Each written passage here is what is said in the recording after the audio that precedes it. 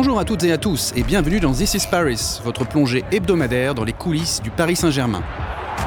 Au programme cette semaine, en Ligue 1, nous reviendrons sur le difficile déplacement des Parisiens à Rennes.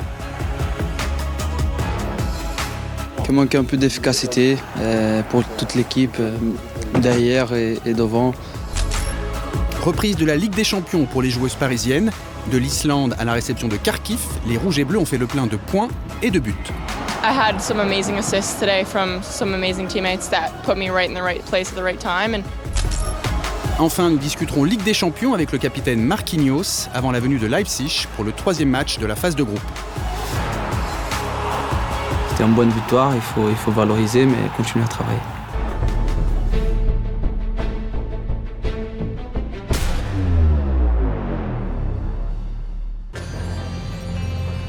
Après sa victoire contre Manchester City en Ligue des Champions, le Paris Saint-Germain se déplaçait à Rennes pour le compte de la 9e journée de Ligue 1. Un dernier match avant la trêve internationale pour laquelle 20 joueurs de l'effectif parisien ont été appelés par leur sélection. Avant de partir aux 4 coins du monde, les hommes de Mauricio Pochettino sont focalisés sur un objectif: remporter une 9e rencontre d'affilée en championnat.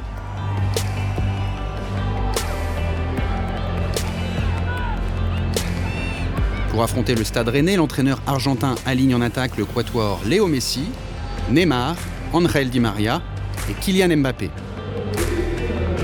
Gigio Donnarumma est titulaire dans le but.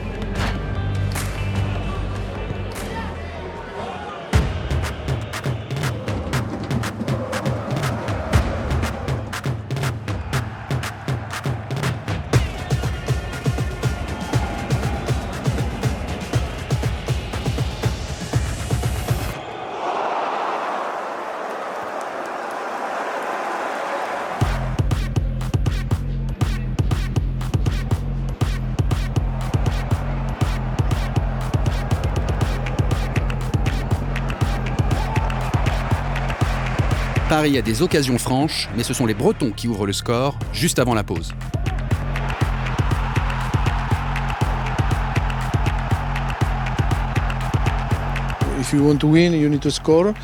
Pour gagner, il faut marquer des buts, et on ne l'a pas fait. Mais en même temps, je pense que nous avons très bien joué pendant 25-30 minutes à la fin de la première mi-temps. Je pense que c'est la première fois depuis le début de saison que nous jouons aussi bien. Nous avons été un peu malchanceux et aurions dû marquer. Nous aurions dû mener 2-0 à la pause, mais c'est eux qui menaient 1-0.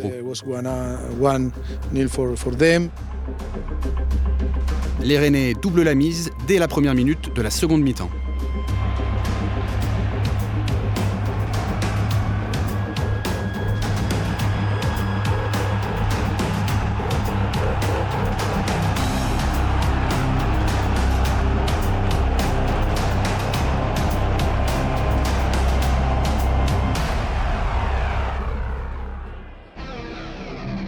Kylian Mbappé pense relancer les siens sur cette réalisation. Mais son but est annulé pour une position de hors-jeu.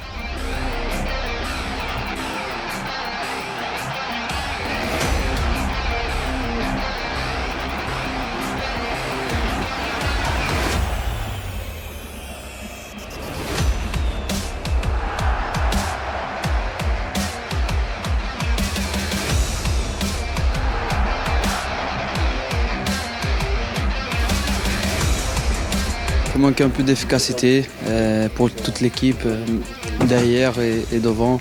On prend deux buts qu'il fallait éviter dans les moments clés de match.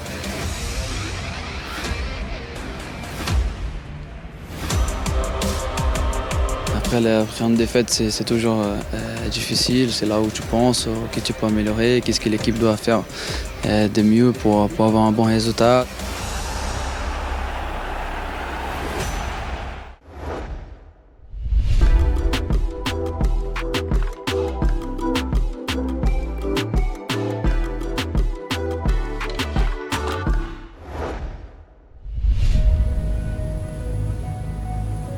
Les joueuses du Paris Saint-Germain lancent leur campagne de Ligue des Champions par un long voyage.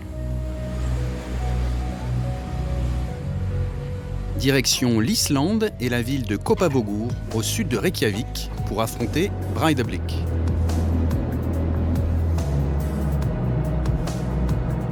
Vainqueurs de leurs 4 premiers matchs de championnat sans avoir encaissé de but, les Parisiennes sont en confiance et n'arrivent pas en terrain inconnu.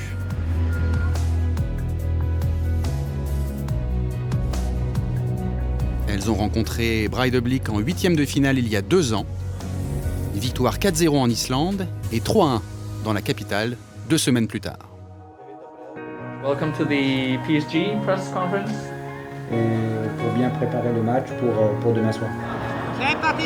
Sur un terrain synthétique, les Rouges et Bleus s'attendent à une forte opposition face à une équipe qui vient de remporter Coupe nationale et championnat. Yeah, it will definitely be a tough game. Oui, ça va être un match They are difficile. really Elles sont très agressives et très fortes en strong défense. defensively. C'est un collectif solide They qui have joue this, avec un excellent esprit d'équipe. Strong team mentality and we Nous allons have devoir to, rester concentrés et jouer notre jeu. be focused and play our game. Jour de match pour les joueuses de Didier Olé-Nicole. Petite balade collective avant de se plonger dans ce premier match du groupe B.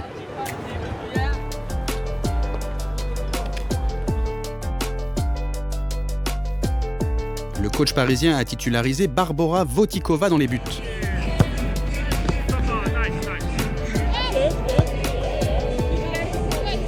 Léa Khelifi remplace Sarah Debritz en milieu de terrain.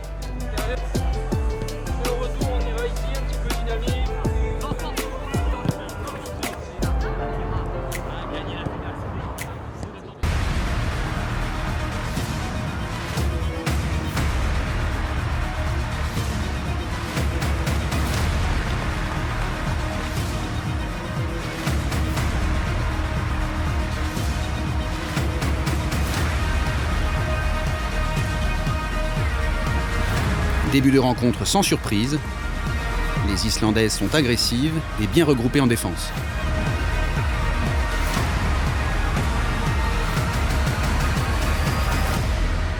À la 17e minute, les Parisiennes trouvent la faille sur ce but de Léa Khelifi.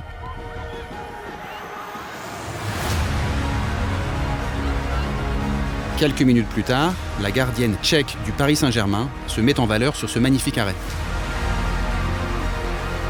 Je suis satisfait aussi des rentrantes. La gardienne, donc Bara, qui a fait l'arrêt décisif qu'il fallait au bon moment.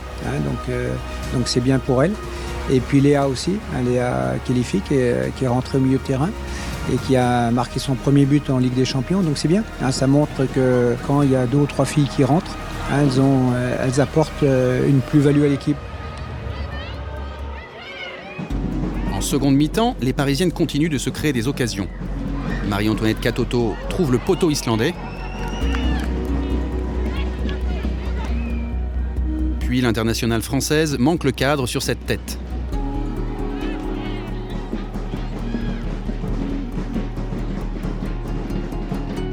En toute fin de match, les championnes de France concrétisent leur domination sur ce but de Grace Gayoro.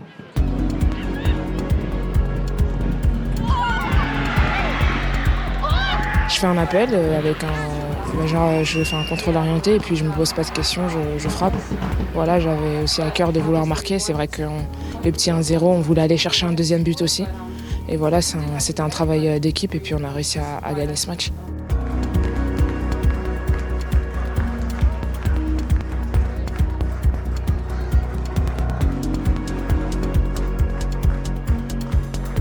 On sent que c'était une équipe qui était en confiance, qui nous attendait, qui était solide et puis jouer les contres. Donc il faut toujours être très très attentif. Donc d'avoir pris les 3 points, oui, c'est une satisfaction et ça nous permet d'être bien dans notre aventure, championnat et Ligue des Champions.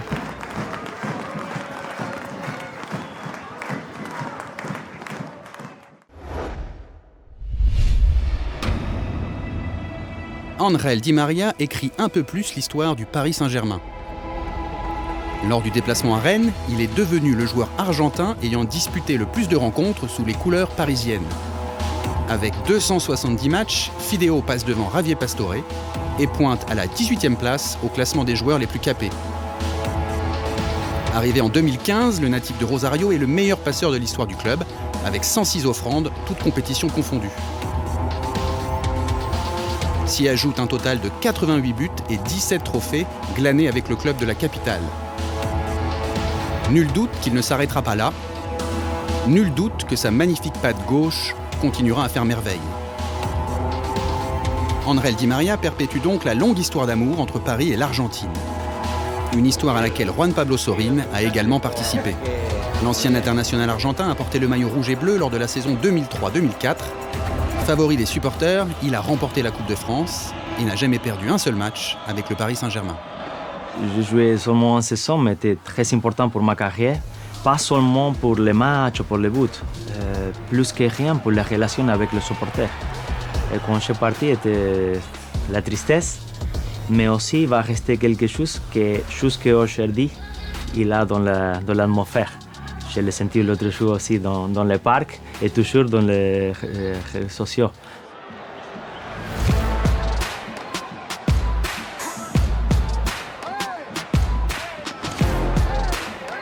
Quand j'ai joué ici, la situation était complètement autre. Mais j'avais cette sensation de, je dis toujours, j'espère de mener avec l'équipe, tous ensemble, au PSG dans les meilleures équipes du monde. C'est un petit peu ça l'explication de pourquoi je suis venu ici à jouer. Et maintenant, le Paris, c'est proche de gagner la Champions League, c'est un petit peu le rêve de tous les supporters aussi, mais toujours va batailler pour gagner tous les titres. Tous les titres. C'est ça. Pour gagner de nouveaux titres, le Paris Saint-Germain a recruté de grands joueurs, dont un certain génie argentin, Lionel Messi.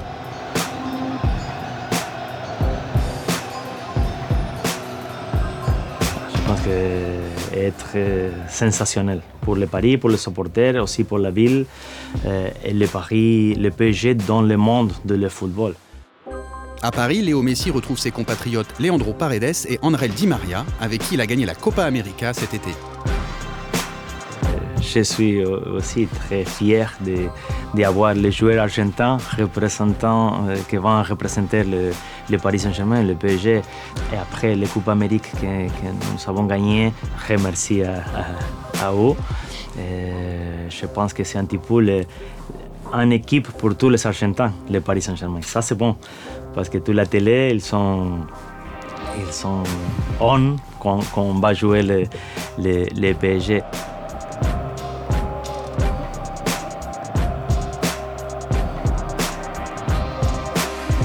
Je souviens toujours le meilleur pour les joueurs argentins dans le monde. Et plus encore s'ils sont dans le Paris.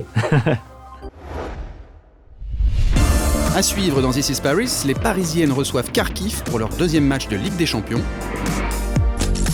Et nous retrouverons le capitaine Marquinhos pour un entretien exclusif.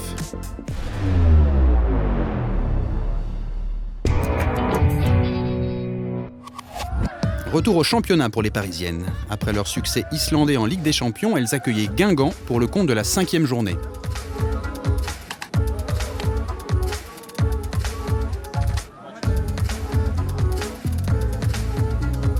Sans perdre de temps, les joueuses de Didier Olé-Nicole ouvrent le score à la 3e minute. Sur ce but contre son camp de la défense guingampaise.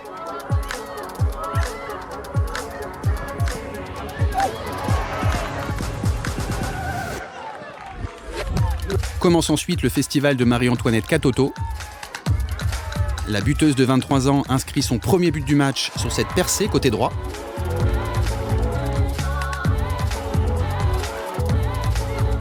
Elle double la mise au quart d'heure de jeu sur cette tête.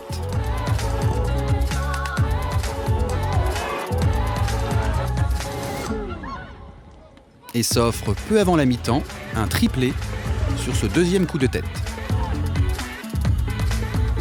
L'internationale française prend seule les commandes du classement des meilleures buteuses avec 6 réalisations.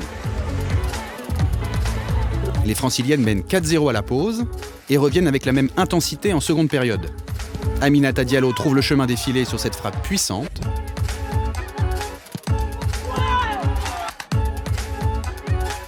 Léa Khelifi se joue de 2 défenseuses pour inscrire son 2e but de la semaine.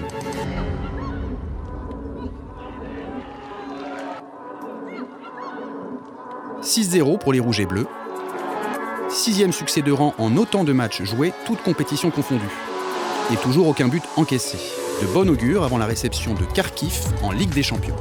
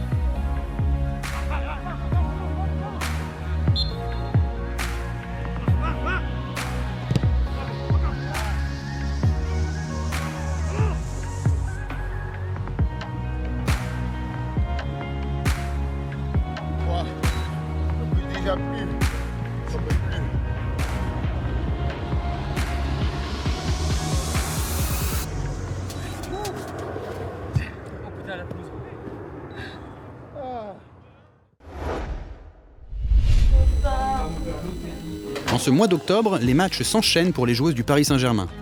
3e match en 7 jours et 2e rencontre de Ligue des Champions contre les Ukrainiennes de Kharkiv. Après leur victoire en Islande, les Parisiennes retrouvent le stade Jean Bouin et visent un second succès dans la compétition reine. Pour affronter les championnes d'Ukraine, Didier Olé-Nicole titularise la Canadienne Jordine Huitema pour la première fois de la saison. Elle remplace Marie-Antoinette Katoto au poste d'avant-centre. C'est une fille qui mérite, qui a un très très bon état d'esprit, qui bosse beaucoup, qui est la doublure de Marie. Dans notre système, on joue avec un avant-centre. Donc voilà, c'est dur de remplacer Marie. Mais j'ai estimé aussi qu'à un moment donné, psychologiquement, il fallait lancer Jordine.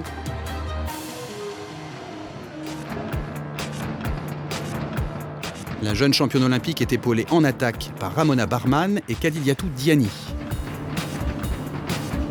Et le choix de l'entraîneur s'avère payant. À la 25e minute, Jordine Huitema ouvre le score pour les Rouges et Bleus sur ce plat du pied.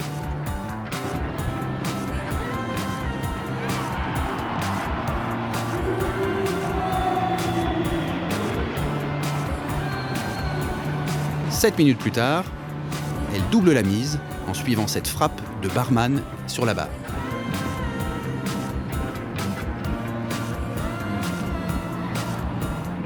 Pour conclure la première période en beauté, l'attaquante canadienne signe un triplé en reprenant victorieusement un centre de Diani.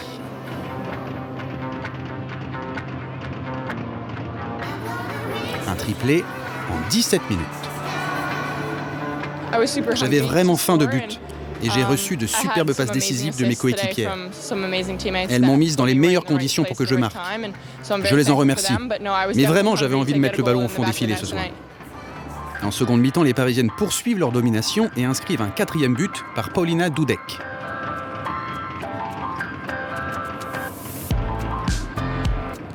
Léa Khelifi participe à la fête et marque son 3e but de la semaine en toute fin de match.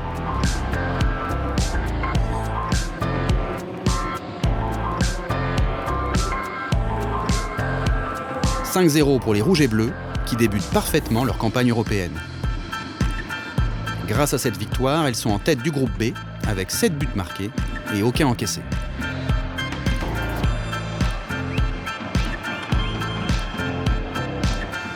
C'était vraiment un très bon match, avec beaucoup de buts. Donc je suis doublement contente, et je suis aussi heureuse pour Jordine, qui a fait du très bon travail. Comme toute l'équipe d'ailleurs. Nous savions qu'il fallait rester concentrés. C'était notre troisième match de la semaine et nous savions que ce serait dur. Mais nous avons rempli notre mission et nous sommes contents d'avoir gagné ce match. C'est un match qui a été très intéressant avec beaucoup d'animation, beaucoup de situations. Il a manqué juste 1 ou 2 buts. Une nouvelle fois, il faut qu'on continue à progresser dans le dernier geste ou devant le but. Prochain rendez-vous pour les Parisiennes en Ligue des Champions, un choc au sommet face au Real Madrid le 9 novembre.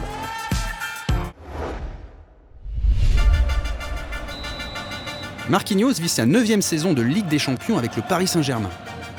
Buteur dès son premier match en 2013 face à l'Olympiakos, le capitaine parisien a depuis disputé 66 matchs dans la compétition reine. L'édition 2021-2022 a débuté pour les Rouges et Bleus par un match nul à Bruges. Bruges, un surprenant 2e de groupe après sa victoire 2-1 à Leipzig. Des résultats qui confirment que tout est possible dans cette Champions League. On dit que Champions League, il y a toujours des matchs difficiles.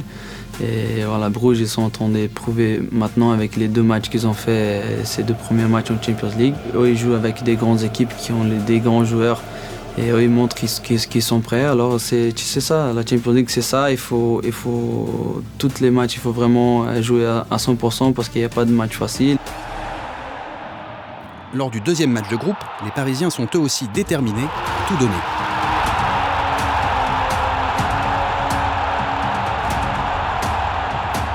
On a montré ça sur ce match de Manchester et il faut continuer ça parce qu'on a gagné. C'était une victoire importante, mais il n'y a rien qui est fait en fait. C'est qu'un début de saison, c'est qu'un début de Champions League. Il faut juste continuer à travailler tranquillement avec les pieds par terre parce que c'était une bonne victoire. Il faut valoriser, mais continuer à travailler. Une victoire importante obtenue grâce à un esprit d'équipe sans faille.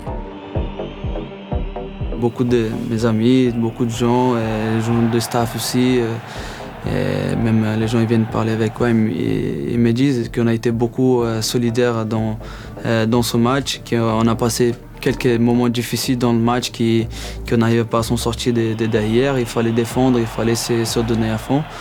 Et on a vu toute l'équipe, quand on parle d'être solidaire et bien défensivement, on ne parle pas que des gardiens et les 2 défenseurs qui sont là, ou la ligne des 4 qui est la défensive, mais de toute une équipe pendant un match parce que ça facilite après.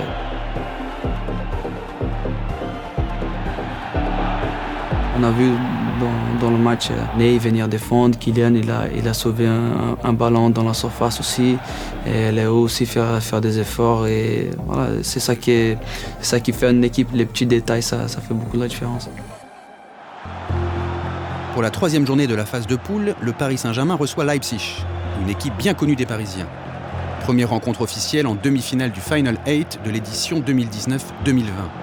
Les hommes de Marquinhos l'emportent 3-0 et s'ouvrent les portes de la finale.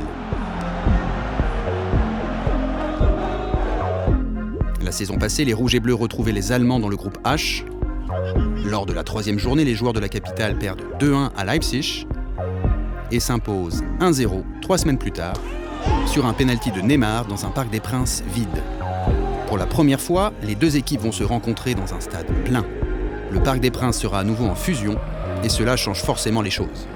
Le foot c'est ça, le foot c'est la passion, le foot c'est cette énergie qu'on peut avoir de public pendant qu'on joue, même à l'extérieur, le public contre toi aussi, ça a été ça, le foot c'était toujours ça, le foot c'est ça. Et on est content de cette année avoir notre 2e homme, comme on dit, avec nous, qu'on est sur le terrain parce que ça fait vraiment la différence pour nous dedans. Les joueurs peuvent s'appuyer sur leurs supporters et sur des valeurs chères au capitaine parisien. Le travail, l'humilité, la solidarité, trouver aussi cette cohésion et cet automatisme sur le terrain pour qu'on puisse avoir ces joueurs briller, faire son mieux sur le terrain et pour qu'un s'entende très bien avec l'autre. Et voilà, je pense que petit à petit ça va s'améliorer. J'espère qu'on va faire de belles choses cette saison.